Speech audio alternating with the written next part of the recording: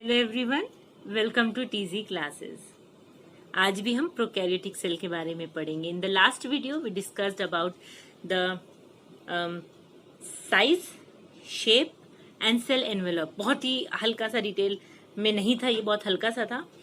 तो हमने साइज देख ली। अगर हम प्रोकैरियोटिक सेल में बहुत सारे एग्जाम्पल्स आते हैं, पीपीएलओ, बैक्टीरिया सबसे ही फेमस एग्जाम्पल है। तो अगर आप प्रोकैरियोटिक सेल्स की जनरल कैरेक्टरिस्टिक्स पढ़ रहे हैं तो बैक्टीरिया को अपने दिमाग में रख के पढ़िए, क्योंकि ऐसे बहुत सारा कुछ पढ़ना होता है तो बहुत कंफ्यूजन होती है। उस ग्रुप का कोई एक मेंबर जिससे आप ज्यादा फेमिलियर हैं, उसको जहन में रख के, उसको दिमाग में रख के याद करिए कैरेक्टरिस्टिक्स उससे रिलेट करके। तो अगर हम प्रोकैरियोटिक की बात करें तो आप बैक्टीरिया अपने दिमाग में रखिए। बिल्कुल एक प्रिमिटिव सेल्स हैं, ये कुछ भी डेवलप्ड नहीं होता है इनके अंदर ज्यादा।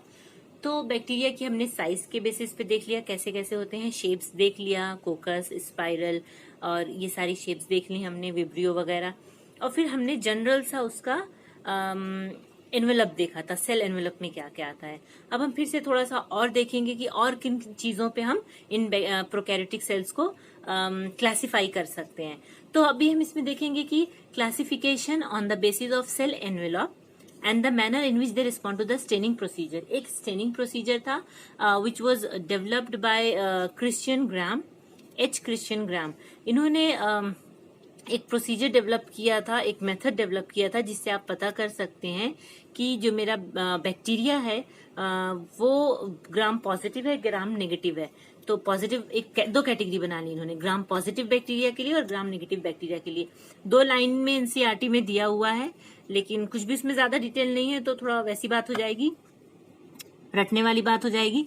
तो थोड़ा सा आइडिया होना चाहिए कि ये स्टेनिंग, ग्राम स्टेनिंग होता कैसे है। तो इसमें है कि the method differentiates bacterial species into two groups based on the physical properties of their cell wall. अब होता क्या है इसमें कि इसमें 4 स्टेप्स हैं। ग्राम स्टेनिंग में 4 स्टेप्स हैं। ये पहला है कि एक बेसिक डाई होती है क्रिस्टल वॉयलेट, उससे आप स्टेन करते हैं सारी सेल्स को, इररिस्पेक्टिव, उसमें सारी हैं, पॉजिटिव भी है नेगेटिव भी, हमें नहीं पता कौन सी कौन है, सारी सेल्स पर्पल हो जाएंगी। फिर आयोडीन सॉल्यूशन से हम उसको स्टेन करते हैं। आयोडीन बेसिकली हेल्प करता है जो भी ये पर्पल डाई हुई है उसी स्टेन को और रिटेन करने के लिए, बहुत अच्छे से उसको पकड़ लेता है कलर को और सेल से फिर छोड़ता नहीं उसकी वॉल से। थर्ड स्टेप होता है डीकलराइजेशन का। इसमें डीकलराइज करते हैं हम, इथाइल अल्कोहल एसीटोन यूज करते हैं, और इसमें क्या होता है यहीं पे पता चल जाता है। तो जितनी भी ग्राम पॉजिटिव बैक्टीरिया होंगी वो पर्पल ही रहेंगी, और जो ग्राम नेगेटिव रहेंगी वो डीकलराइज हो जाएंगी, कलरलेस हो जाएंगी। हमें पता चल जाएगा कि ये ग्राम नेगेटिव है, पर कलरलेस चीज तो हमें माइक्रोस्कोप के अंडर दिखेगी नहीं। तो उसको देखने के लिए हम फिर से एक डाई का यूज करते हैं which is again basic in nature, safranin, और ये पिंक कलर की होगी। तो पूरा कंप्लीट होने के बाद ये ग्राम स्टेनिंग आपको ग्राम पॉजिटिव वाली बैक्टीरिया पर्पल दिखेंगी और ग्राम नेगेटिव वाली पिंक दिखेंगी। ये इसलिए भी होता है कि तो ये जो कैरेक्टरिस्टिक्स प्रोवाइड होती हैं इसमें,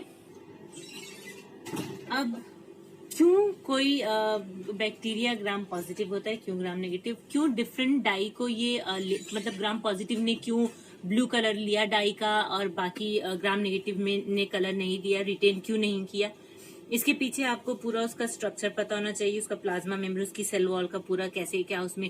तो बेसिकली होता क्या है कि जो डाई होता है ना, इसके 2 कंपोनेंट्स होते हैं। एक पार्ट उसका जो उसको एक कैरेक्टरिस्टिक कलर देता है, और दूसरा कंपोनेंट जो होता है डाई का वो हेल्प करता है उस डाई को, जिस चीज में भी आपने ऐड किया है उसमें सॉल्युबलाइज होकर, और जिस चीज में ऐड किया है उसके डिफरेंट स्ट्रक्चर्स को उसके साथ बाइंड करने के लिए। मतलब ये कैटायनिक और अनायनिक डाई होती हैं, इसमें चार्ज होता है, और हमारी सेल वॉल, सेल मेम्ब्रेन, इन सब में जो होता है, तो ये किस तरह से इंटरेक्ट करते हैं उस पे, इसकी बहुत लंबी चौड़ी बात हो जाएगी ये, और इस क्लास में भी जरूरी नहीं है। बस मैंने ये स्टेनिंग प्रोसीजर बताया ताकि याद रहे, क्योंकि एक लाइन में एनसीईआरटी में लिखा है तो वो थोड़ा भूल जाता है इंसान एक बार पढ़ के। ऐसे थोड़ा पता रहेगा, थोड़ी सी ये हिस्ट्री टाइप, तो सही रहेगा, आसानी रहेगी। अब ये जो सेल वॉल होती है बैक्टीरिया में, बहुत अच्छी बात है कि उनमें सेल वॉल होती है। हम बीइंग एनिमल्स, हमारे में सेल वॉल नहीं होती है, तो हमें कोई भी इन्फेक्शन हो, जैसे इकोलाई से हो गया या कुछ भी, तो हम एंटीबायोटिक वगैरह लेते हैं। तो ये क्या करती हैं, उस सेल वॉल में जाके मतलब ऐसा करती हैं कि वो फॉर्मेशन नहीं हो पाए। जब किसी बैक्टीरिया की सेल वॉल ही नहीं बन पाएगी तो वो लाइज हो जाएगा, मर जाएगा, फर्दर ग्रोथ नहीं कर पाएगी, मल्टीप्लाई नहीं कर पाएगा फर्दर, और हम अच्छे हो जाते हैं। कुछ भी बीमारी होती है तो हम एंटीबायोटिक लेते हैं। और हमारा जो लाइसोजाइम है, जो एंजाइम है सलाइवा टीयर्स में, वो भी हमें कॉन्स्टेंटली, क्योंकि हमारा मुंह खुला होता है, हम बातें करते हैं, कुछ भी हवा से जा सकता है, कोई भी ऐसी बैक्टीरियल, कोई भी ऐसी चीज जा सकती है। हमारी आंखें भी डायरेक्ट टच में होती हैं एयर के, तो वो भी जा सकती, तो इन एंजाइम की प्रेजेंस उन्हें वहीं पे ही मार देती हैं। तो अब हमने लास्ट वीडियो में अपनी बात की थी सेल एनवेलप की, जिसमें हमने कहा था कि सबसे ऊपर होता है,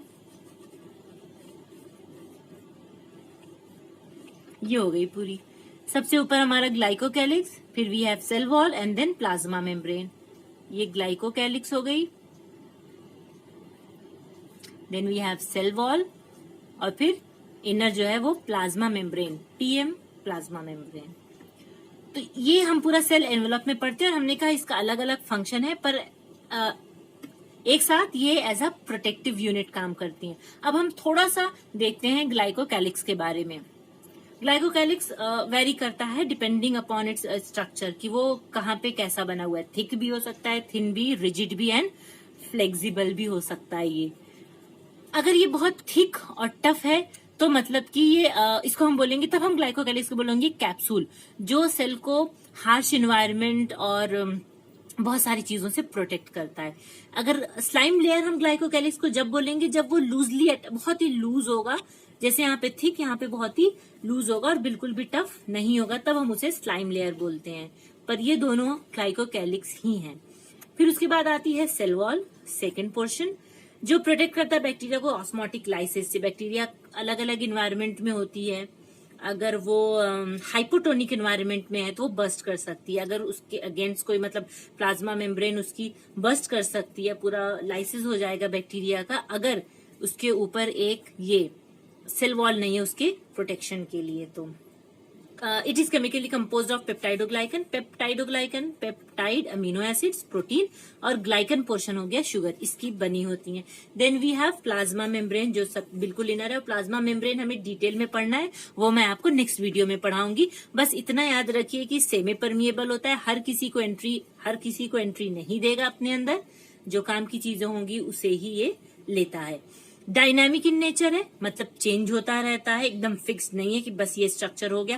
क्वासी फ्लूइड बोल सकते हैं, मतलब semi fluid, partially solid partially liquid, बहुत ही ज्यादा रिजिड स्ट्रक्चर ये नहीं है। Thank you, I hope you like the video. Please subscribe to my YouTube channel, share it with your friends, and don't forget to hit the bell icon.